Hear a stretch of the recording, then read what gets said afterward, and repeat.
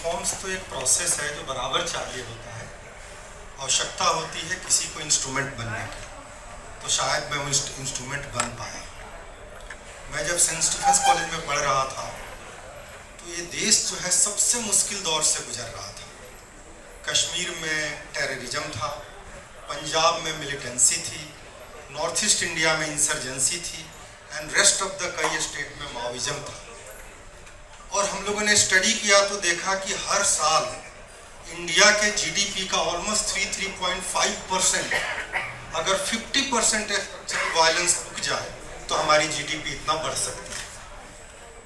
तो हमारे पास ऑप्शन था कि हम सिविल सर्विसेज क्वालिफाई किए हैं, उधर जाएं या देश के लिए आए, तो देश को हम लोगों ने चुना। क्या डिफिकल्ट था वो तो सारा डिटेल्स में आपने लिखा है, लेकिन दुनिया में एक यूनिक काम हुआ है। जब दुनिया के इस्लामिक टेररिज्म के हिस्ट्री में फर्स्ट टाइम एक साथ 4000 के करीब टेररिस्ट ट्रांसफॉर्म्ड होते हैं, इंडिया के मिलिट्री को ज्वाइन करते हैं, और उसके बाद एक हिस्ट्री है ट्रिलियंस ऑफ डॉलर खर्च करके अफगानिस्तान में फॉर्मर सोवियत रूस और अमेरिका कुछ नहीं कर पाया, जहां कुछ लाख रुपए खर्च करके, लाख मैटर नहीं करता, ऐसे थाउजेंड्स ऑफ लोग मेन स्ट्रीम में आए और टेररिज्म की कमर तोड़ दी। आज जो एक प्लेटफॉर्म मिला है इस देश को, उसमें सबसे बड़ा जो क्रेडिट कंट्रीब्यूशन जो है मुश्ताक उर्फ रोमियो जैसे लोगों को जाता है। आप लोगों के आने से पहले मैं लोगों को कह रहा था जो हमसे मिले कि रियल सेंस में अगर कोई हीरो आज इस यहाँ कोई आया है इस मुंबई में तो मुश्ताक एंड रोमियो है, जिन्होंने 10-12 साल पाकिस्तान में बिताने के बाद देश में आने के बाद किस तरीके से पूरी सिनेरियो कश्मीर की चेंज कर दी। शायद आप बुक पढ़ेंगे तो पता चलेगा। Thank you very much. मेरे साथ यहाँ पर बैठे हैं संजय कुमार। संजय कुमार सेंट स्टीफन से हैं, पटना से हैं। उन्होंने काफ़ी वर्क किया है टेररिस्ट को रिफॉर्म करने में।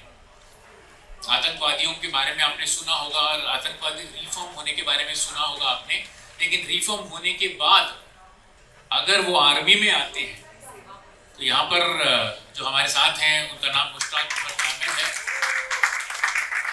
मुश्ताक कुछ साल पहले ऑनरी आर्मी कैप्टन बनकर उन्होंने रिटायरमेंट ली है। इनका एक बहुत इनके ऊपर एक अलग चैप्टर है, इनकी एक अलग कहानी है। मतलब अगर मैं कहूँ तो इन पर एक अलग किताब भी बन सकती है। इनका कोड नेम था रोमियो।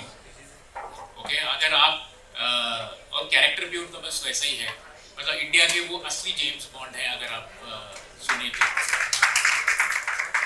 ये किताब उस कहानी के बारे में है कि where did the Indian army succeed where the US failed in Afghanistan.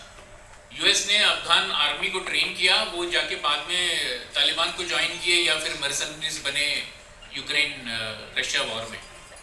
लेकिन यहाँ पर उन्होंने, पाकिस्तान ने जो लोगों को ट्रेन किया टेररिस्ट को, हमने उनको चेंज करके इंडियन आर्मी बना दी।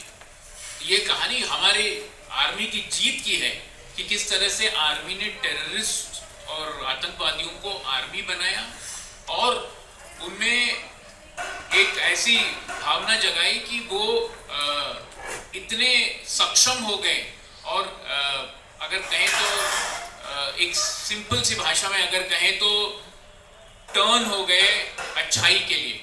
लेकिन ऐसा नहीं है कि अच्छा बनने के बाद सब कुछ उनके साथ अच्छा हुआ ही। शाहरुख खान का एक डायलॉग है, हम क्या शरीफ हो गए पूरी दुनिया बदमाश हो गई। शायद इनकी लाइफ की कहानी, बहुत सारे लोगों की लाइफ की कहानी ऐसी है। मुश्ताक के साथ भी आज भी वही कहानी चल रही है। ही स्टिल स्ट्रगलिंग, क्योंकि मिलिटेंट्स के तो ये दुश्मन हो ही गए। कारगिल वॉर के समय इन्होंने ही इंडियन आर्मी को इन्फॉर्म किया था कि कारगिल हमला होने वाला है। तब वो पाकिस्तान में छुपकर आतंकवादियों के बीच रहे थे। He's gone so many times to Pakistan, stayed under cover and given information to the Indian Army on everything. और कारगिल के हमले के बाद इनके सर पर एक बहुत बड़ा बाउंटी लगाया गया, तब इनको वापस फाइनली आना पड़ा। तब तक Romeo was actually living like a Romeo in Pakistan. That is another story. He will not tell you that today.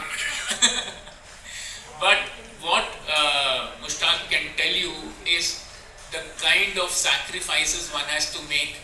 अगर आप अंडर भी होते हैं और आप किसी के साथ रह रहे हैं पाकिस्तान में, so that person also becomes a family to you irrespective of what you think. So he's gone through a lot. And एक बात बताऊं मैं आपको, he is the only person who has been named in the book apart from Sanjay ji. He is the only reformed person, and more importantly because he wants to put everyone to put a face to this.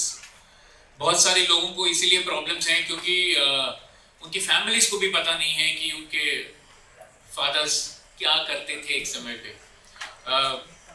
किताब में एक ऐसी कहानी है एक 6 साल के बच्चे की जो पाकिस्तान चला गया था अपने भाइयों के साथ,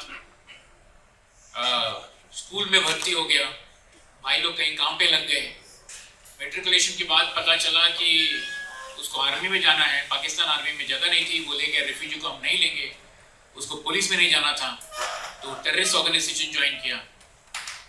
वो लोग बोले तू पढ़ा लिखा बच्चा है, तू क्यों गन उठाएगा, तू कम्युनिकेशन उठाया। बात करते करते बीएसएफ तक उसकी बात हुई, बीएसएफ वाले ने बोला इंडिया आके सरेंडर कर ले, माँ बाप से मिल ले। बच्चे को माँ बाप से मिलना था, आके माँ बाप से मिल गया। फिर उन्होंने कहा कि यार अरे तो ऐसे ही सरेंडर कर गया और लोगों को लेके सरेंडर करना था। लड़का वापस चला गया पाकिस्तान, वहां पे अरेस्ट हो गया, 20 साल की सजा हो गई, जेल में था। बहुत फिल्मी सीन है, अर्थक्वेक हुआ, वो वहां से भाग गया। जूते के नीचे बीएसएफ कमांडर का नंबर लिखा हुआ था जो पाकिस्तान अथॉरिटीज ने नहीं देखा, आईएसए ने नहीं देखा। वो कांटेक्ट किया, वापस 40 लोगों के साथ सरेंडर किया इंडिया के पास। उसकी second part of the story मैं आपको बता नहीं सकता हूँ because if I to tell you to shoot you, कुछ चीजें हैं ऑफिशियल सीक्रेट एक्ट में, हम आपको बोल नहीं सकते। सो बट यस, ऐसी बहुत सारी कहानियां हैं। मुशरक की खुद बहुत सारी कहानियां हैं कि इस तरह से उन्होंने बहुत सारी जगह पे डीएस्केलेशन किया हुआ है। इनके नाम के वजह से डीएस्केलेशन हुआ है।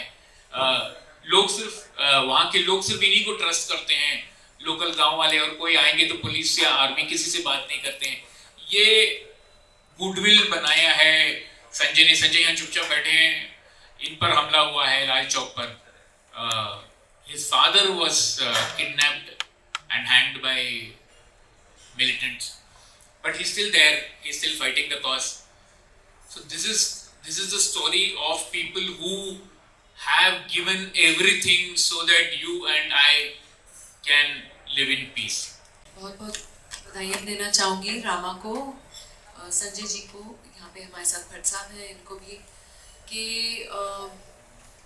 एक जो कहते हैं ना जिंदा दिली, हम सुनते हैं, मूवीज में देखते हैं, आज साक्षात मैं उन लोगों के साथ बैठी हूँ। 2 हमारे जिंदा दिल हीरोज, और तीसरा जो इन हीरोज की कहानी को आप तक पहुँचा रहे हैं, क्योंकि ये हमारे अनसंग हीरोज होते हैं। ये चुपचाप देश के लिए, हमारी शांति के लिए, हमारे देश के अमन के लिए चुपचाप अपना काम करते रहते हैं और हम शायद इनको पहचानते नहीं हैं।